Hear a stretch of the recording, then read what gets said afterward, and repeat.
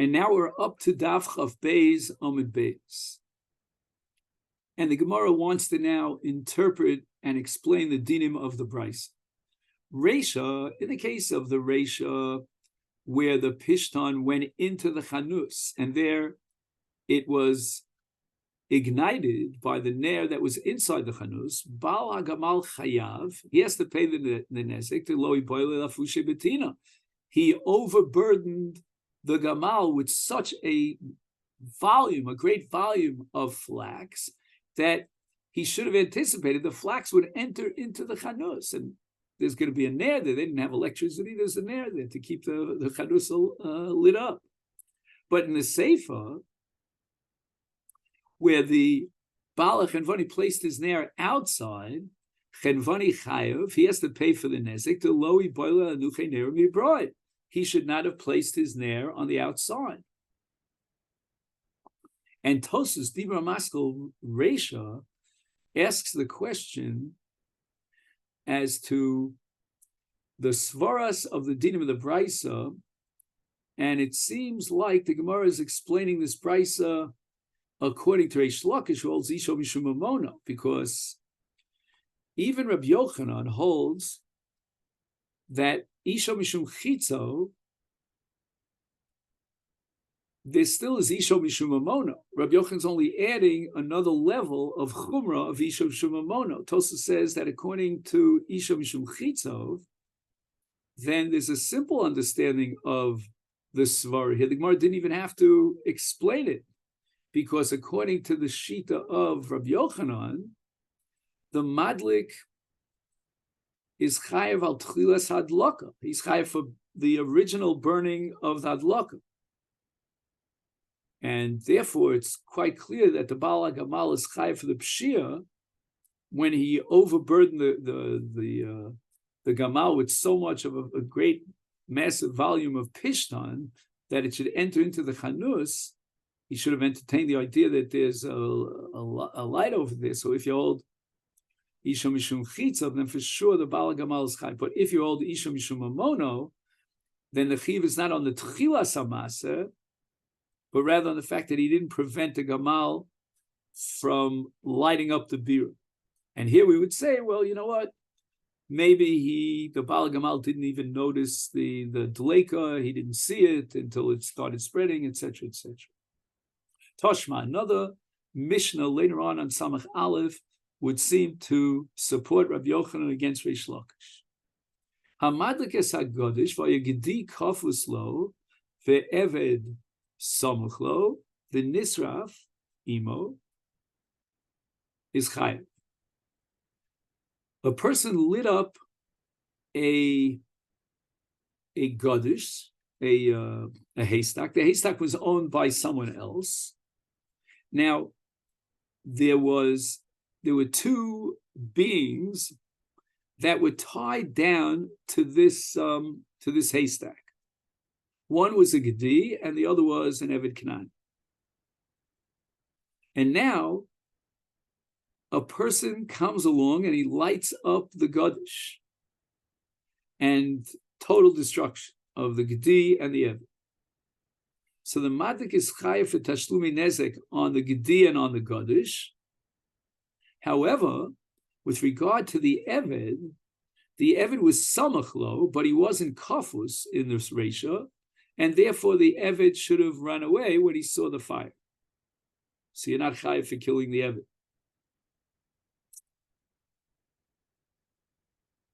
But now we get to the Sefer. Eved Kafuslo. In the Sefer, they tied down the Eved to the haystack. Ugedi Samuchlo. The Gedi was near it. V'nisraf imo. And the Gedi was destroyed together with the Godish. Potter, the Madlik, doesn't have to pay Tashlumi Nezek on the Gedi or on the Godish. Now, why not? I mean, in the case of the Gedi, perhaps you could say that the Gedi should have ran away. But in the case of the Godish, the haystack itself, he should certainly be chayav. But the answer is Kim Lebe the Rabbin, which means that since he's chayav misa as a rotzeach for killing the Eved, therefore he doesn't incur any tashlumin. He doesn't have to pay nizkei gedi, nor does he even have to pay nizkei hagodish. Now, what does this have to do with Rabbi Yochanan Reish Lakish. So Gemara says the following: I understand how you could activate the principle of Kim Levi the Rabbimine, and the reason for that is because Isha Mishum Chitzo means that it's as if he killed the Eved with his own hands, because the Eved in the Sefer was kafus, couldn't possibly run away, and now he's going to be potter for both the Gedi and the Gadish midin Kim Levi Ramine because of his Chiyuv Misa on the act of killing the Eved. According to Reish Lakish, my potter, there should not be any Chiyuv Misa for killing the Eved. Why? Because in the case of Ritzicha, you need Isha Mishum Chitzav in order to make him into a Rotzeach. but if it's a case of Isha Mishum Mamono, then okay, so the Eish killed the Eved, and you're not a great tzaddik for allowing that to happen, but you didn't directly kill the Eved. Ilu katal tore avda. Let's say, for example, according to Reish Lakish, that Eish is mamo. Let's take the paradigmic case of a shar. You own a shar, and a shar kills a person, so that's your mono shahazik. Okay, you'll have to pay, for the kofar and so forth, but you're not chayiv misa. Here too, the bailam should not be chayiv for the destruction of the Eved. And if the shar would kill the Eved, there's a chiv mamon because of mamon amazik, and certainly, the person who lit the fire here in this case would not be chayiv misa. He would be chayiv like as if his shar killed a person, and therefore when the Gadish and the Gedi went up in flames, he should be paying Nezikin. There's no Kim Levi Ramin. And the Gemara answers, Amalei Chare Reb Shimon Lakish. He is going to interpret the Mishnah in a different way. We're not talking of a case where, he lit the Gadish and then the Eish spread and killed the Eved, but rather, he took the Eish and he mamish burnt the Eved. Lo aleinu. And therefore, in such a case, he's a horeg odom b'yadayim and he's chayav misa. Therefore, we pater him from tashlumei moment on the Gedi and the Gadish because the kimlei b'derabah minei.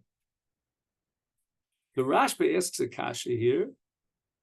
He says, "Why is the madlik pot for tashlumei nezek midin kimlei b'ramine?" We only say Kimle b'ramine. We apply that when a person is mischayev misa and mamon at one moment in time. So there's one misa, which generates a chiyuv of misa and mamon. He's parted from mamon. But here, first he lit up the gufo shel eved, and he's chayev misa for killing the eved. And then afterwards, which is probably after the death of the eved, the fire of the eved spreads and destroys the gadish. And in this case, we should not apply the principle of Kim Levi the Ramine. And the Rashba answers that according to Rabbi Yochanan, we're going to say that from the time that he lit the Eish of the Gadish, then he's a Rodef. And as long as he's a Rodef, we can apply Kim Levi the Ramine. Toshma, another kasha on Reish Lakish, this time. Oh, I'm sorry. Ihachi Maila Memra. So what's the chiddush here? I mean, it's pasha that he killed the Eved with a Meiser Ritzicha and Kim Levi Rav Lo Tzricha B'Gedi Dechad VeEved Dechad. So the Gedi is owned by one person and the Eved is owned by another person, and therefore the Havamina we would have thought that Misa Lezeh v'Tashlumin Lezeh. The Misa is chai for killing the Eved. That's not going to pater him up for Tashlumin vis-a-vis the Baal HaGodish,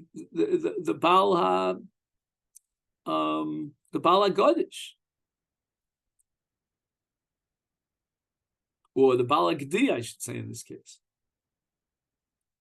Kamashmala, no, since it was one act of Sreifa, we apply Kim Levi the Rabbi. Toshma from the Mishnah later on in Daf Nun Tesam and Beis. Another kash on Reish Lakish, a person sholech as habe'ira. Habe'ira, he sent a dleka, a fire, v'yad cherishot v'katan, potur midinyan v'chai b'diri shamayim, b'ishleim alaman di'omar, ishu mishum chitzav. I understand according to Rabbi Yochanan, who says that the madlik eish is chayav like a zrikas chetz. Now I understand why if a person sends a be'ira in the hands of a cherishot v'katan, he's potur b'diri adam because chitzav the cherishu. If you recall, we used the term in the past of tzavsa de cherish kagarim. So it's the cherish who did the actual maisa, and therefore you cannot consider it chitzav shel ha'adam. Right? He only sent the be'ira, the in the hands of the cherishot v'katan.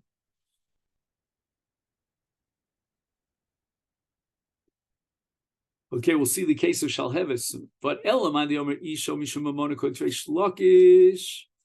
then let's compare it to the case of Shar, of Achi of Mammon. Of course, we learned already on Daf Yudam and Aleph that if he sent his Shar in the hands of a Cherishot V'Katan, he's Chayev. He has to pay Tashlubi Nezek. And here too, by giving the Eish over to the Cherishot V'Katan, it should be Momen HaMazik. And for sure, in this case, the Eish belongs to him. And the Gemara answers Allah with regard to that Mishnah on Daf Nun Testament Beis, Am Reish Lakish Shmei Dechizkiya Lo Shanu Ela Shemasa Lo Gacheles V'Liba. The creation of the mazik, the creator, I should say, of the mazik was the cherishot v'katan, because what did the pikach give to the cherishot v'katan? He gave him gachelis, which is called gecholim amamos, which means that if you leave everything as is, then the coal is going to be extinguished. But came along the cherishot v'katan, and he was mavir, he fanned the fire. And therefore, the cherish is the one who created the mazik. And for that reason, he would be potter. Aval mosalo shal heves. If he gave, the pikech gave to the cherish shel tekotin a burning torch, then chayev, my time of bari hazeka. Now, we're going to reinterpret bari hazeka in our language. I'm going to say that he, the pikech, created the mazik, and he has to guard the mazik.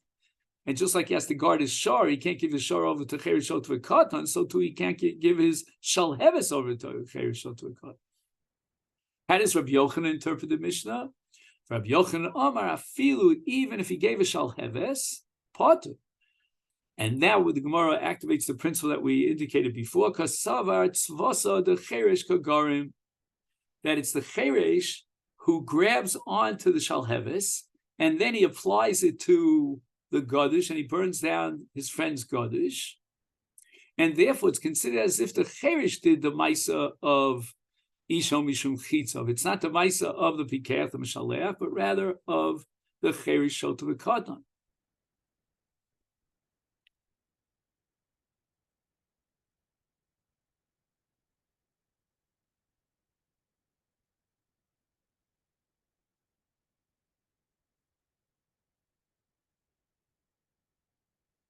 So again, this is not chitzav shel ha-mishalech, the pikech, but rather chitzav shel ha-cherish. Tosas, on the other hand, dibra maschil chitzav, which you'll see at the bottom of the Amud, refuses to accept Rashi, because the Gemara is going to conclude later on. We'll see this. Well, we're not going to get together on Shabbos, but on Daf Chav Gimel, that even Rabbi Yochanan, who says Isha Mishum Chitzav, he also agrees that Isha Mishum Mamono, meaning he's only building a second floor on top of Isha Mishum Mamono. And therefore, even if he can't be Mechayev the Mishalech Mishum Chitzav, because Tzavasa the Cherish Kagarim law, nevertheless, he should be Chayev Mishum Mamono. And we said on Shalheves, it's his mama. And Tosas answers that even in the case of Shalheves, it's not Hezeko Bor. It's not Bori Hezeko. It's not like a shoramaz. And therefore, the Mishalech is not considered a poshea when he hands over the shalheves to the cherish. Now, there's a long discussion here in the name of the Pnei Yeshua to try to faren for Rashi, based on the Gemara later on, that assumes that according to Reish Lakish, you're chayiv mishum mamono as well. The Gemara says, "Lo machayev." When would the Mishalech be chayiv according to Rabbi Yochanan? Ademasa le gavza silta ushraga. He gives him small, how do you say in English? Not logs. Anyway, small thin pieces of wood, which are used to light a fire. He gives him also silta. So gavza is the eitzim yevation, all right? Very flammable wood. Silta are these small little, twigs, that's the word I was missing. Ushraga, and that's a ner dolik. In this case, for sure, the Mishalech is posheh. And therefore, it's as if he himself sent out the fire, and we could apply the principle of Isho Mishum Chitza.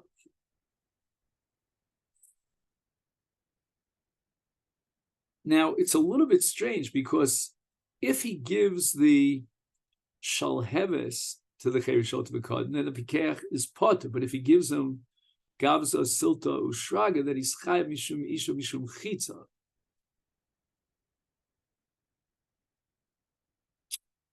So again, I understand the case of shalheves, it's called the chitza of shalcherish. But why in this last case is it called chitza of Shalom Shaleach? Just 1 second.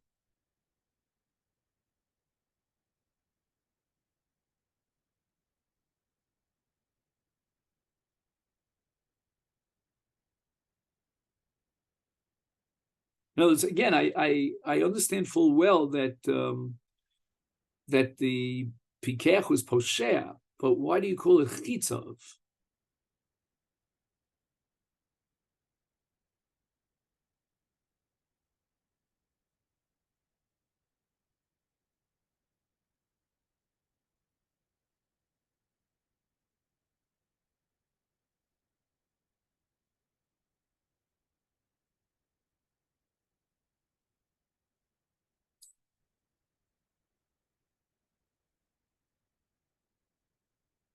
So one thing is for sure, I mean, this is only half an answer, but at least half is better than zero, that it's not like the case of shalheves,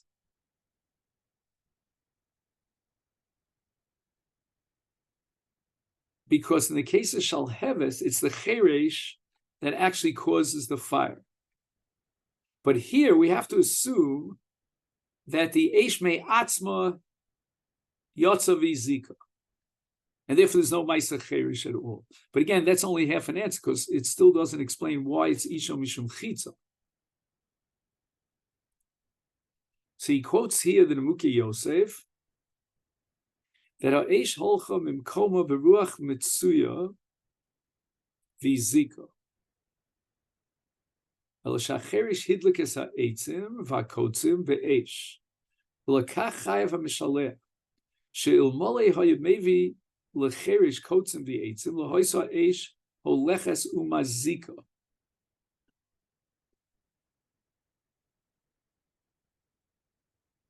So if I understand correctly, the Nemuki Yosef is interpreting that he gave the cherish v'kodin an eish. The eish itself is not large enough and powerful enough to be carried by a ruach mitzuya, so we need the cherishot v'kodin to, as we say, fan the flames, make it a larger flame.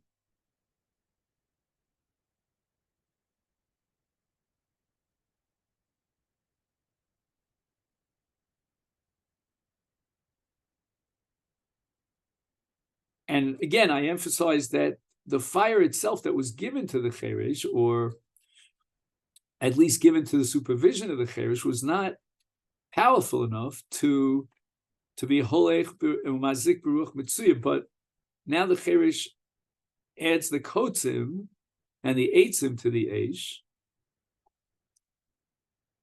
And now we can apply the principle of isho mishum chitza. Omar Rav, kra umasnisa b'sayil leila Rav Yochanan. We have a pasuk and a brisa to support Rav Yochanan. Kra d'chsiv ki teitzei eish, teitzei me'atzma. In other words, he lights a fire in his own rishus, and the fire spreads and does damage in his friend's rishus. And then it says in the pasuk, Shalom Yishalim Amaver Es HaBe'era, which means that he lit the fire. So the Bala Eish is called the Mavir Es HaBe'era. That can only make sense, Shma Minah, if you hold Isha Mishum Chitza. However, Masnisa, what is the brisa that supports Rabbi Yochanan? The Sanya, we went to the brisa, and here we're going to turn to Daf Chav Gimel. Pasach HaKosu B'nizkei Mamono V'siyem B'nizkei Gufo.